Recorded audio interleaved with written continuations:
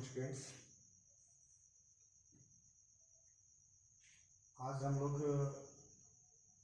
12th class के लिए हिंदी माध्यम में फिजिक्स का पहला क्लास शुरू करेंगे। 12th क्लास का फिजिक्स जो है उसको 3 भाग में हम लोग बांट सकते हैं: वैद्युत चुंबकत्व, प्रकाशिकी और आधुनिक भौतिकी। ये 3 पार्ट हुआ, ये चैप्टर नहीं है। वैद्युत चुंबकत्व इसमें सबसे इम्पोर्टेंट है, सबसे बड़ा सेक्शन है। तो वैद्युत चुंबकत्व में हम लोग आवेश और उसके कारण होने वाली घटनाओं का अध्ययन करते हैं। आप हम लोग देखेंगे कि आवेश की विभिन्न अवस्थाएं होंगी। आवेश विराम में होगा, एक समान गति में होगा, त्वरित गति में होगा। सबके कारण अलग अलग तरह की घटनाएं उत्पन्न होंगी। तो सबसे पहले जो बात करनी है, पढ़ना है, वो ये कि जब आवेश स्थिर होगा तो जो घटनाएं उत्पन्न होंगी उसका अध्ययन क्या कहलाएगा।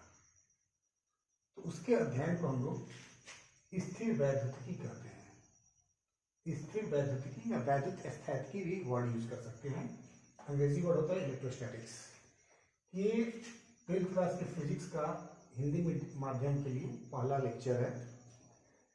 इसमें हम लोग स्थिर वैद्युतिकी या वैद्युत स्थैतिकी के बारे में बात करेंगे। तो ये अंग्रेजी वर्ड जो है ना, इससे आपको थोड़ा सा आसानी से समझ में आएगा। ये 2 वर्ड से मिलकर बना। इलेक्ट्रो मतलब चार्ज,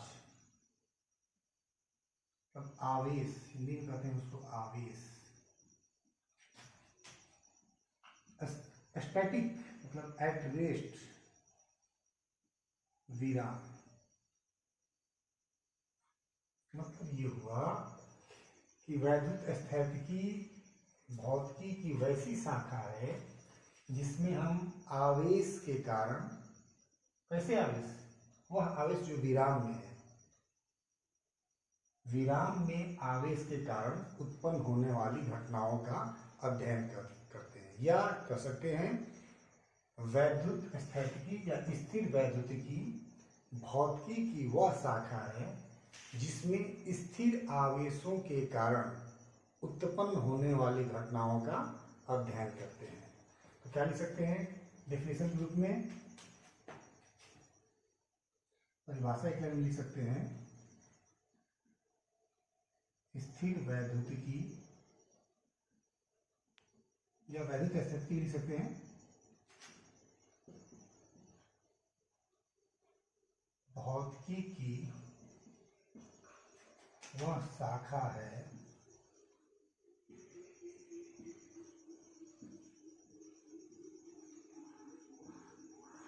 जिसके अंतर्गत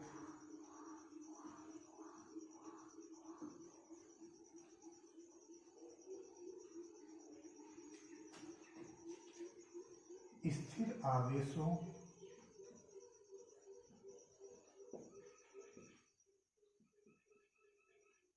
के कारण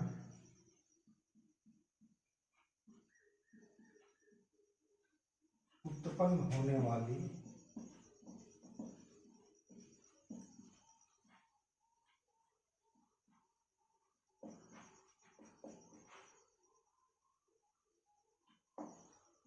घटनाओं का अध्ययन करते हैं।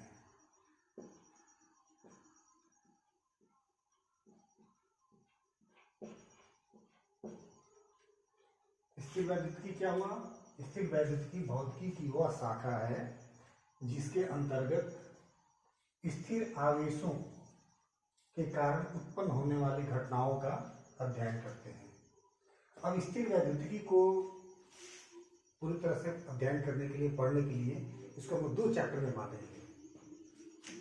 पहला चैप्टर आपका होगा विद्युत आवेश या वैद्युत आवेश भी कह सकते हैं। विद्युत ही लिखिए, विद्युत आवेश एवं क्षेत्र। विद्युत आवेश एवं विद्युत क्षेत्र, तो विद्युत का ही क्षेत्र है। दूसरा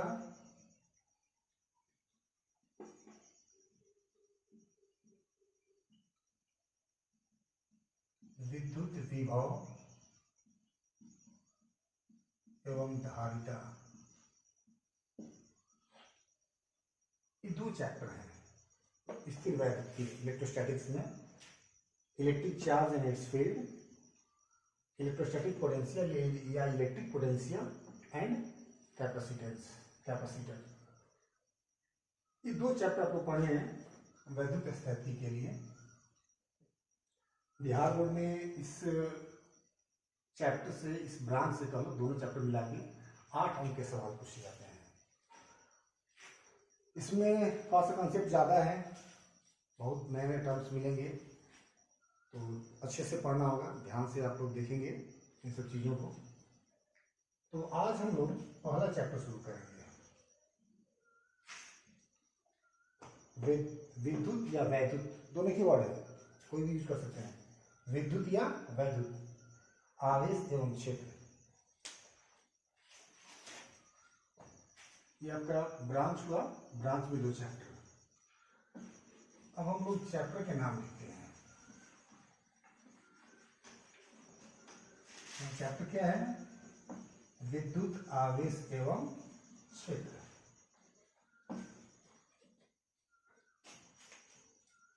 पहला चैप्टर आपका होगा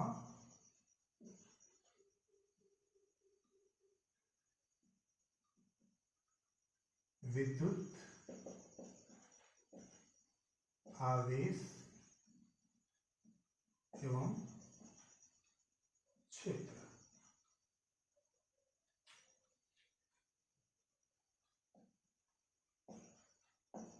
electric charge and it's field, ये आपका फर्स्ट चैप्टर है 12th क्लास का।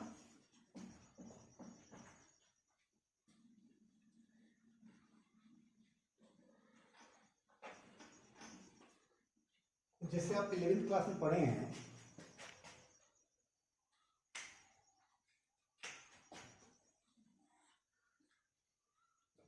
मैकेनिक्स में, यांत्रिकी में सबसे मुख्य रोल, मुख्य भूमिका जो होती है वो द्रव्यमान की होती है, वस्तु के द्रव्यमान की होती है। ऐसे यहाँ पर भी मुख्य रोल जो होगा आवेश का होगा। मतलब पूरा जो विद्युत चुंबकत्व है वो आवेश और उसके कारण होने वाली घटनाओं का अध्ययन है। तो सबसे पहले हम लोग यहाँ पर बात करेंगे वैद्युत आवेश या विद्युत आवेश के बारे में।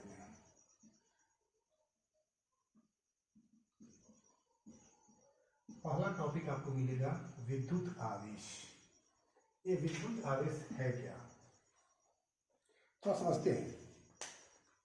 आवेश समझने के पहले थोड़ी सी बात करते हैं द्रव्यमान की। द्रव्यमान मिला हुआ है हम लोग को 11th क्लास में, उसी थोड़ी सी बात करते हैं। द्रव्यमान क्या है? तो आपसे पूछा जाए कि द्रव्यमान क्या है, तो क्या बताएंगे?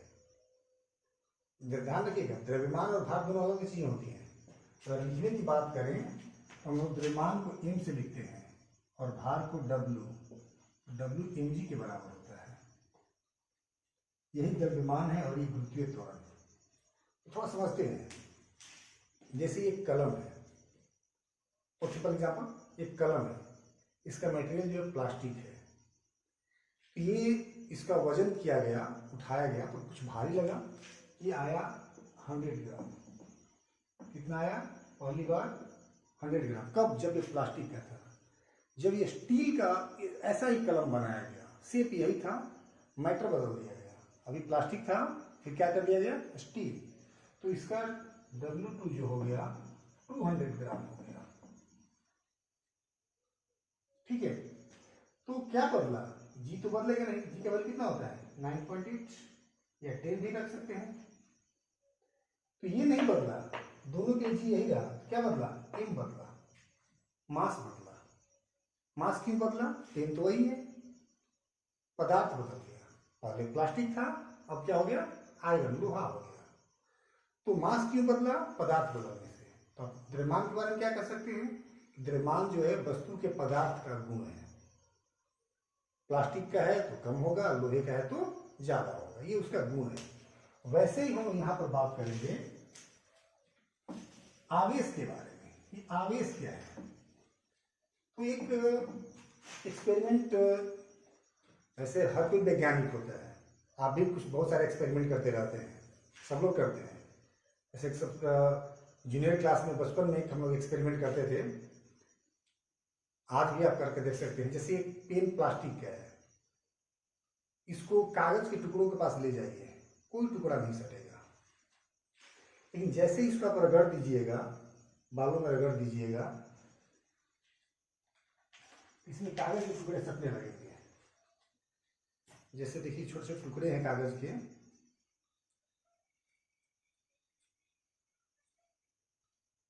तो अभी नहीं सट रहा है, ये कोई कागज से नहीं सट रहा है, लेकिन जब हम इसको रगड़ देंगे बालों में, अच्छे से रगड़ेंगे, तो हम देखेंगे इसमें कुछ कागज सटने लगा है। अभी आवश्यक नहीं हुआ है, तो और रगड़ना होगा।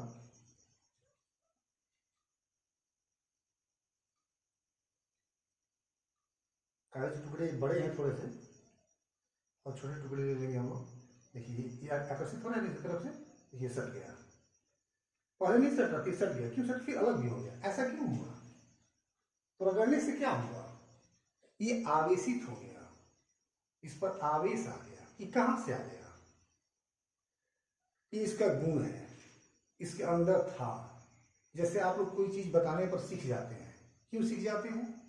क्योंकि पढ़ने का गुण आप में है, उसको प्रयास किया जाए किसी भी तरीके से तो बाहर आता है, वो प्रदर्शित होने लगता है, आप बोलने लगते हैं, लिखने लगते हैं, ये गुण आ गया पढ़ने लिखने का। वैसे ही इस वस्तु में आवेश है। क्यों आवेश है? तो ये वस्तु मूल कणों से बनी हुई है, इलेक्ट्रॉन, प्रोटॉन, न्यूट्रॉन, और भी मूल कण होते हैं, लेकिन ये इलेक्ट्रॉन में भी हम लोग अभी बात करेंगे। इलेक्ट्रॉन, प्रोटॉन और न्यूट्रॉन की बनी हुई है। तो ये देखा गया है एक्सपेरिमेंट द्वारा कि जो न्यूट्रॉन होते हैं उस पर कोई आवेश नहीं होता है। इलेक्ट्रॉन के आवेश को ऋणात्मक माना गया है, प्रोटॉन के आवेश को धनात्मक माना गया है। दोनों का मान बराबर होता है। अब जितने किसी वस्तु में जितने नाभिक में प्रोटॉन होते हैं, उतने ही ऑर्बिट में इलेक्ट्रॉन घूम रहे होते हैं। अब हुआ क्या कि हमने क्या किया, ये हमारा बाल था और ये कलम, दोनों में हर वस्तु, ब्रह्मांड की हर वस्तु इलेक्ट्रॉन, प्रोटॉन, न्यूट्रॉन की बनी हुई है। तो न्यूट्रॉन कब नहीं दिखाएंगे? प्रोटॉन के आवेश को प्लस से दिखाते हैं, इलेक्ट्रॉन के आवेश को माइनस से। ये स्थिति थी, जितने प्रोटॉन थे उतने इलेक्ट्रॉन थे। लेकिन हमने क्या किया, रगड़ दिया दोनों को। रगड़ने से क्या हुआ? अभी मैंने आपको बताया कि प्रोटॉन जो होते हैं नाभिक में होते हैं, इलेक्ट्रॉन नाभिक के चारों तरफ कक्षाओं में घूम रहे होते हैं। तो रगड़ने से क्या होगा? ऊर्जा मिलेगी। किसको? बाल को और कलम को। कलम मतलब प्लास्टिक, दोनों को ऊर्जा मिलेगी। अब यहां देखा ही जाता है कि कलम की अपेक्षा बाल से पहले इलेक्ट्रॉन निकलने लगेंगे। तो कुछ इलेक्ट्रॉन निकल के बाल से कहां चले जाएंगे? कलम में चले जाएंगे। बाल के कुछ इलेक्ट्रॉन कलम में चले गए, तो बाल में क्या हो गया? इलेक्ट्रॉनों की कमी हो गई। ऐसा नहीं कि इसमें 2 इलेक्ट्रॉन 2 प्रोटॉन है, असंख्य इलेक्ट्रॉन प्रोटॉन है, हमने 2 को दिखाया है। तो इसमें 2 प्लस अधिक हो गए। इसमें क्या हुआ? अधिक नहीं हुई, इसमें इलेक्ट्रॉन की कमी हो गई, 2 प्रोटॉन दिखने लगे। इसमें क्या हुआ? 2 इलेक्ट्रॉन अधिक हो गए, वो दिखने लगेंगे। ये धनावेशित हो गया, और ये क्या हो गया? ऋणावेशित। ठीक है। रगड़ने से क्या हुआ? इलेक्ट्रॉनों का स्थानांतरण हुआ, एक पर धन आवेश आया, दूसरे पर ऋण आवेश आया। अब एक और बात, जितना इस पर धन आवेश आएगा उतना इस पर ऋण आवेश आएगा, क्योंकि इलेक्ट्रॉन एक से निकलकर दूसरे में जा रहे हैं। जिससे इलेक्ट्रॉन निकलेंगे उस पर धन आवेश, जिसमें आएंगे इलेक्ट्रॉन। तो हम ये बताने का प्रयास कर रहे हैं कि हमने बाहर से कुछ नहीं किया है, इसका इलेक्ट्रॉन इसमें चला गया, ये भी आवेशित हो गया, ये भी आवेशित हो गया। मतलब ये पहले से था, कलम में भी था और बाल में भी था। तो हम कह सकते हैं कि आवेश जो है क्या हुआ? किसी वस्तु के पदार्थ का गुण है। तो लिखेंगे आवेश किसी वस्तु और पदार्थ समझ रहे हैं ना, वस्तु कलम, पदार्थ प्लास्टिक, आवेश किसी वस्तु के पदार्थ का वह गुण है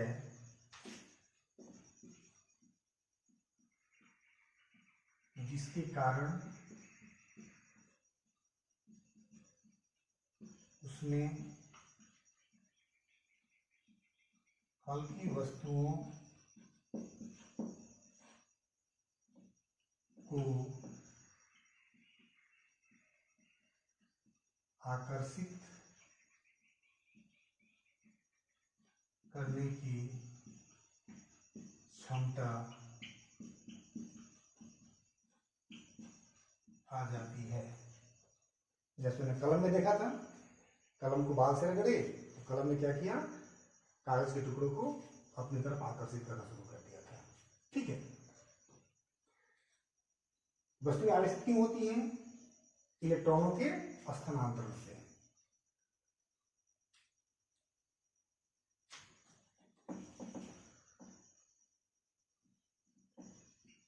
वस्तुओं का आवेशित होना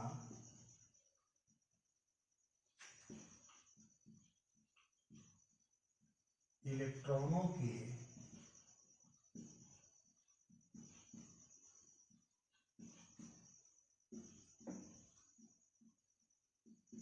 स्थानांतरण पर निर्भर करता है। ठीक है, किससे स्थानांतरण निर्भर करता है? इलेक्ट्रॉनों के स्थानांतरण पर। जिस पिंड से इलेक्ट्रॉन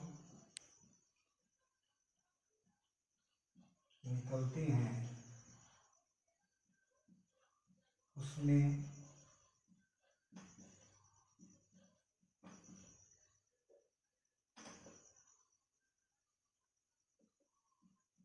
इलेक्ट्रॉनों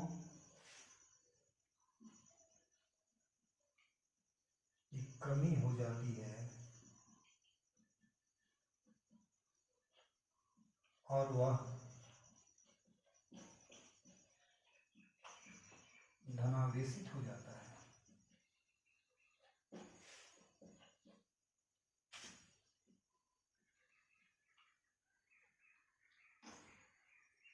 जिस पिंड से इलेक्ट्रॉन निकलते हैं उसमें इलेक्ट्रॉनों की कमी हो जाती है और वह धनावेशित हो जाता है, और जिसमें इलेक्ट्रॉन प्रवेश करेंगे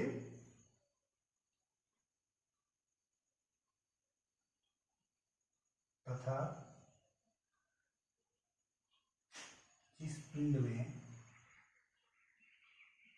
या जिस वस्तु का लो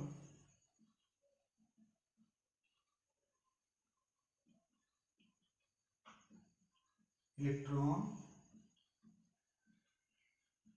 प्रवेश करते हैं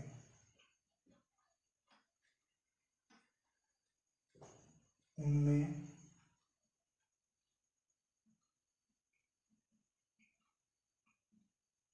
इलेक्ट्रॉनों की अधिकता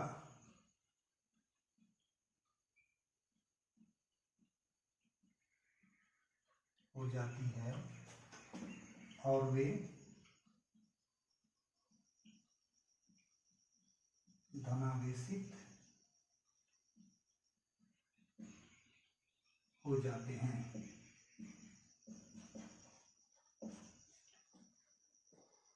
हमें क्या लिखा विद्युत आवेश के बारे में? आवेश क्या है? किसी वस्तु के पदार्थ का वह गुण जिसके कारण उसमें हल्की वस्तुओं को आकर्षित करने की क्षमता आ जाती है। ठीक है, अब ये आता क्यों है?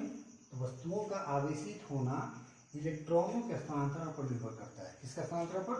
इलेक्ट्रॉनों के स्थानांतरण पर। जिस पिंड से इलेक्ट्रॉन निकलते हैं उसमें इलेक्ट्रॉनों की कमी हो जाती है और वे धनावेशित हो जाते हैं, तथा जिस वस्तु में इलेक्ट्रॉनों इलेक्ट्रॉन प्रवेश करते हैं उनमें इलेक्ट्रॉनों की अधिकता हो जाती है और वे यहाँ पर ऋणावेशित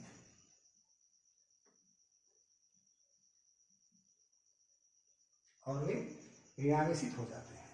ठीक, इलेक्ट्रॉन निकलेंगे तो धनावेश, इलेक्ट्रॉन आएंगे तो ऋणावेश। चूंकि इलेक्ट्रॉन ऋणावेश होता है, जैसे ये देखो हमने बाल को कलम से रगड़ा तो बाल से इलेक्ट्रॉन कहाँ चले गए, कलम में, तो बाल में इलेक्ट्रॉन की कमी हो गई तो क्या हो गया, धनावेशित, और कलम में इलेक्ट्रॉन अधिक हो गए तो क्या हो गया, ऋणावेशित। ये वस्तु और ये आवेश के बारे में हुआ। हमने देखा कि आवेश दो तरह के मिल गए हमको, प्लस और माइनस।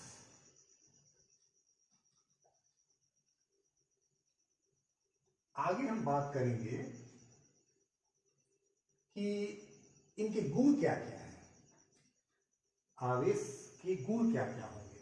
अगला टॉपिक जो हमारा होगा इस चैप्टर में विद्युत आवेश एवं क्षेत्र में, सबसे पहला टॉपिक क्या हमने पढ़ा, विद्युत आवेश के बारे में। आवेश क्या हुआ, किसी वस्तु के पदार्थ का गुण है जिसके कारण उसमें हल्की वस्तुओं को आकर्षित करने की क्षमता आ जाती है। अब हम बात करेंगे आवेश के गुणों के बारे में।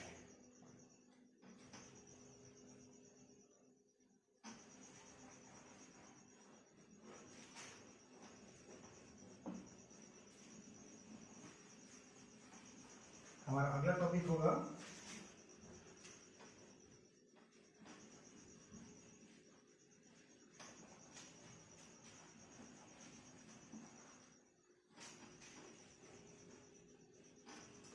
क्वेश्चन यहाँ पर पूछा जाता है, क्या वस्तुओं को के आवेशित होने से उनके द्रव्यमान पर भी कोई प्रभाव पड़ता है। थोड़ा सा देख लेते हैं इसको।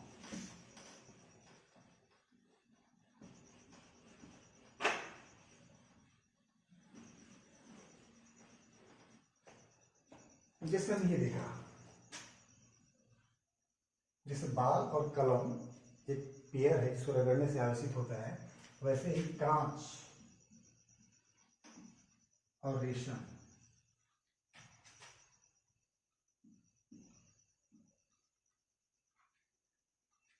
धनावेश ऋणावेश है, इन दोनों को भी रगड़ेंगे, यहां भी इलेक्ट्रॉन का स्थानांतरण होगा और यहां पर कांच से रेशम में होता है, क्योंकि कांच का कार्यफलन जो होता है रेशम की अपेक्षा कम होता है, इसको कम ऊर्जा देकर हम इलेक्ट्रॉन को निकाल सकते हैं रेशम की अपेक्षा। यहां से इलेक्ट्रॉन इसमें चले जाते हैं। अब क्या हुआ, इसमें 2 इलेक्ट्रॉन कम हो गए, इसमें क्या हो गए, 2 इलेक्ट्रॉन ज्यादा हो गए। अब द्रव्यमान पर क्या प्रभाव पड़ा, इसका तो आवेश हो गया +2e और इसका आवेश हो गया -2e।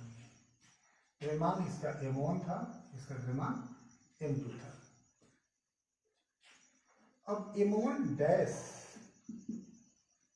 m1 के बराबर होगा या कम होगा या ज्यादा होगा, तो क्या हो रहा है, आवेशित क्यों हो रहा है वस्तु, इलेक्ट्रॉन के निकलने से। किसके निकलने से, इलेक्ट्रॉन के निकलने से। इलेक्ट्रॉन एक कण है, इसका द्रव्यमान होता है 9.1 × 10⁻31 kg, 1 इलेक्ट्रॉन का द्रव्यमान होता है।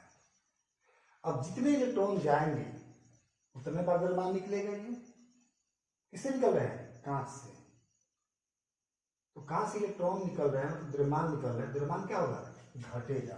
तो m1 डैश जो होगा, m1 से क्या होगा, लेस में घटेगा, और द्रव्यमान m1 था, कितना हो गया m1 डैश, m1 डैश क्या हुआ, पहले से कम होगा। इसमें क्या होगा, इलेक्ट्रॉन आ रहे हैं, कुछ आएगा तो क्या होगा, बढ़ेगा ना। तो इसका m2 डैश जो होगा बड़ा होगा, किससे, m2 से, जो पहले था उससे ज्यादा बढ़ेगा।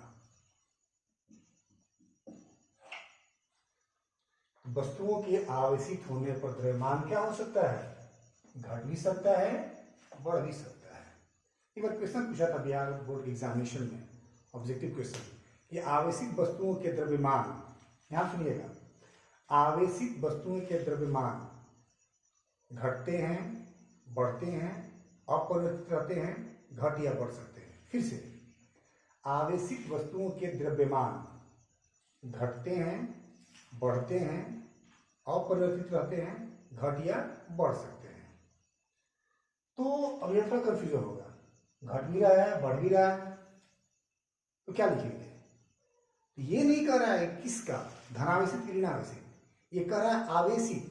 जब आवेशित कर दिया तो दोनों हो सकता है, धनावेश भी हो सकता है, ऋणावेश भी हो सकता है। तो चौथा ऑप्शन है ना हमारे पास, घट या बढ़ सकता है। ठीक है, इसका आंसर क्या होगा? आवेशित पूछेगा तो घट या बढ़ सकता है, लेकिन जब पूछेगा कि धनावेशित वस्तु का द्रव्यमान तो क्या होगा? घटेगा। ऋणावेशित पूछेगा तो लिखेंगे क्या? बढ़ेगा। आवेशित पूछेगा तो घट या बढ़ सकता है, धनावेशित पूछेगा तो घटेगा, ऋणावेशित पूछेगा तो बढ़ेगा। इसको नोट में लिख लेते हैं एक लाइन।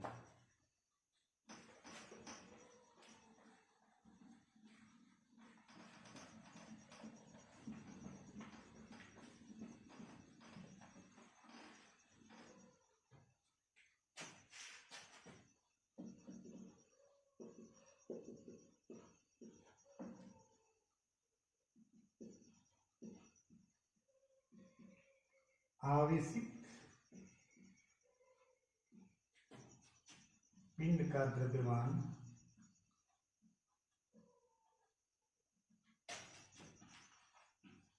घट या बढ़ सकता है।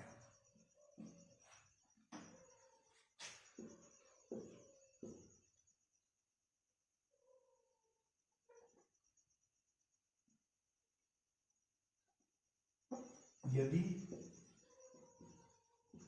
पिंड धनावेशित हो, पिंड धनावेशित हो तो उसका द्रव्यमान क्या होगा? घटेगा। धनावेशित होगा तो क्या होगा? घटेगा। और यदि पिंड ऋणावेशित हो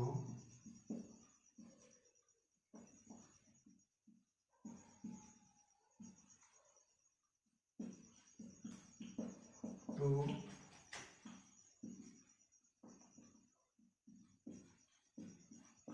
उसका द्रव्यमान बढ़ेगा। तीन क्वेश्चन मिले। पहला, आवेशित पिंड कहेगा तो बढ़ या घट सकता है, धनावेशित कहेगा तो घटेगा, ऋणावेशित कहेगा तो बढ़ेगा। ठीक है, नोट कर लीजिए। आगे हम बात करते हैं आवेशों के गुण के बारे में। एक चीज मैं बता दूं आपको, एक तरीका, इसे नोट करना हो आप वीडियो को आप पॉज करके रोक लें, उसको नोट कर फिर आगे बढ़ें।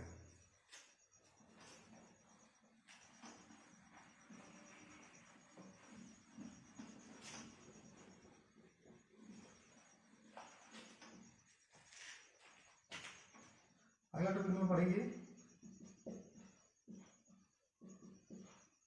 आवेशों के गुण, प्रॉपर्टीज ऑफ चार्ज।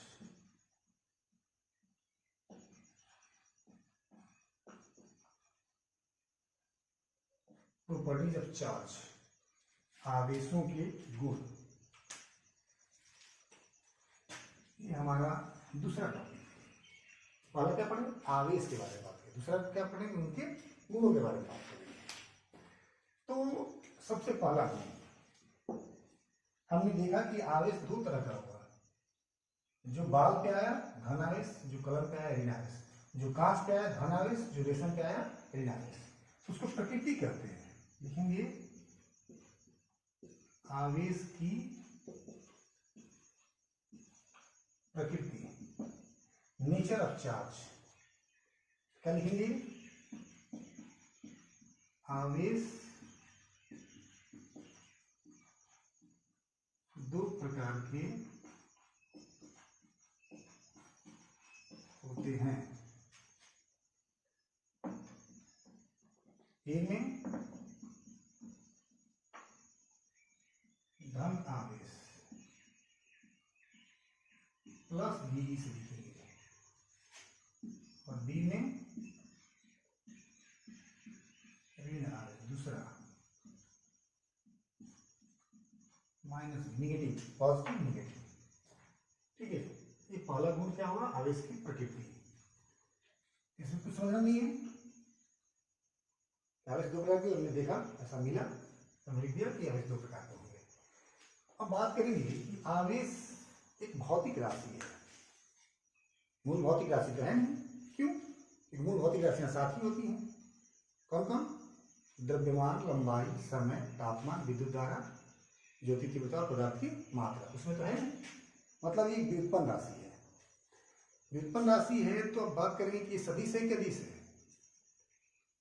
तो सदिश अदिश भी जानते हैं आप लोग, परिमाण हो, दिशा हो और जोड़ने के लिए विशेष नियमों का सदिश योगफल का पालन करता हो तो सदिश कहलाएगा, और केवल परिमाण दिशा हो तो अदिश होगा। तो योगफल नियमों का पालन नहीं करता हो तो अदिश होगा। अब ये चूंकि गुण है, आवेश क्या है, किसी वस्तु के पदार्थ का गुण है, तो गुण की दिशा नहीं होती है, तो यह क्या होगा, अदिश राशि। तो लिखेंगे आवेश एक अदिश राशि है।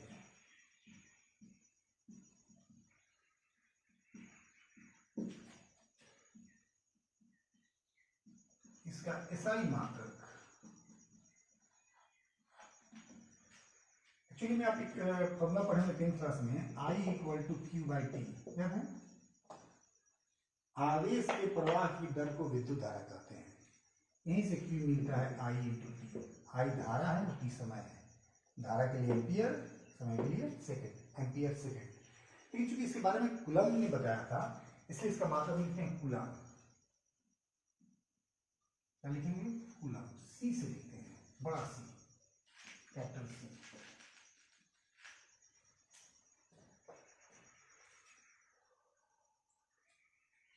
विनी सूत्र क्या होगा?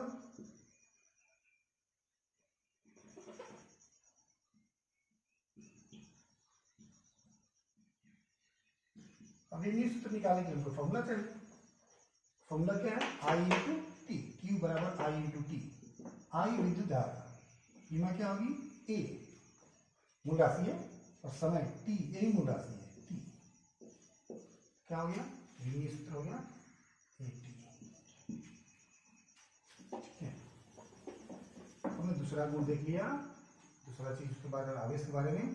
ये आवेश एक अदिश राशि है, इसका सही मात्रक कूलम होगा, सूत्र AT होता है। अब एक और गुण पढ़ेंगे हम लोग, जो बहुत इंपॉर्टेंट गुण है। अब गुण देखिए के बताए जाते हैं, आप भी देखिए बता सकते हैं। जैसे आप एक्सपेरिमेंट कर सकते हैं। एक्सपेरिमेंट क्या कर सकते हैं? तो आप एक बैलून ले लीजिए, बैलून मतलब प्लास्टिक, हवा भरा हो, एकदम शांत, जहाँ हवा नहीं चल रही हो। अपने नाक पे आजकल तो देख ही रहे हैं, सब लोग मास्क लगा के घूमना पड़ रहा है, तो नाक का हवा भी उस बैलून को डिस्टर्ब कर सकता है। तो इसको ध्यान रखते हुए आप क्या करें, बैलून को जिसमें हवा भरा हुआ है धागे से बांध दें, उसको रगड़ के लटका दें किसी पॉइंट से, यहाँ से लटका दें, यहाँ आएगा। एक दूसरे बैलून को भी रगड़ें उसी कॉटन से, और उसको भी वहीं से लटका दें। तो आप देखेंगे कि बैलून दोनों एक साथ होना चाहिए, लेकिन क्या होंगे? अलग हो जाएंगे। क्यों अलग हो गए? मतलब एक दूसरे पर बल लगा रहे हैं। बल क्यों लगा रहे हैं? दोनों में आवेश आ गया। और एक बात ये भी समझ में आ रही है कि दोनों पर एक ही जैसा आवेश आया है। क्यों? दोनों बैलून प्लास्टिक के हैं और दोनों को कॉटन से रगड़ा गया है। ठीक है, तो कॉटन से रगड़ने पर बैलून में ऋण आवेश आता है, दूसरे बैलून में ऋण आवेश, पहले में ऋण आवेश, दोनों एक साथ आया, क्या हो गया? अलग हो गया। ठीक है, तो उसको हम कहते हैं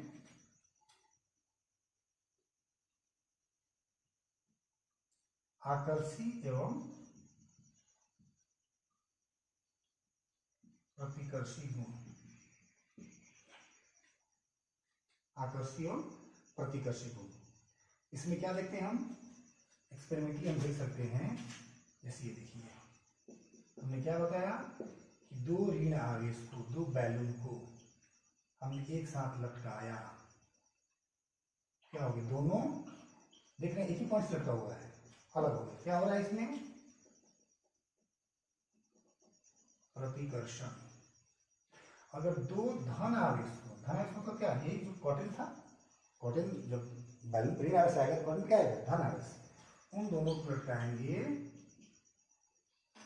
एक ही पॉइंट से, तो ये भी अलग हो जाएंगे, यहां भी प्रतिकर्षण होगा। ये देखा जाता है एक्सपेरिमेंट, आप भी कर देख सकते हैं। लेकिन जब एक बैलून और एक कॉटन को लटकाया गया अलग अलग बिंदुओं से, तो उनको तो और अलग होना चाहिए था ना, लेकिन क्या हुआ, वो एक साथ आ गए।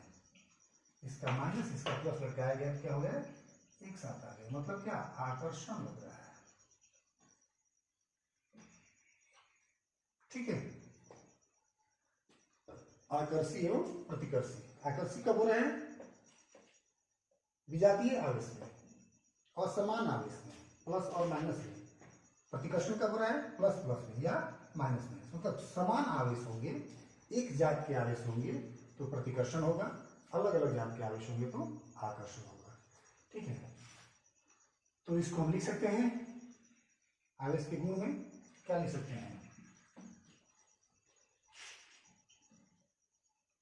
समान प्रकृति के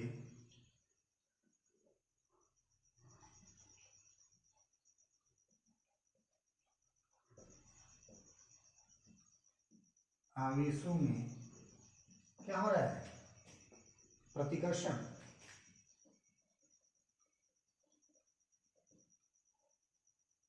एवं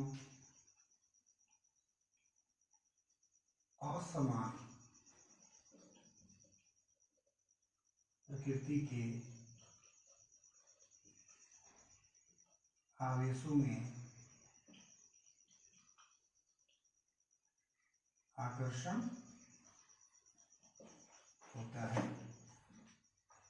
हमने एक्सपेरिमेंट के आधार पर लिख सकते हैं, हमने देखा कि माइनस माइनस अलग हो गया, प्लस प्लस भी अलग हो गया, प्लस माइनस एक साथ आ गया, तो हम क्या लिख सकते हैं, समान प्रकृति के आवेशों में प्रतिकर्षण दूर दूर चला गया है, और असमान में क्या हुआ है, आकर्षण। ठीक है, और भी बहुत सारे गुण हैं जो हम लोग अगले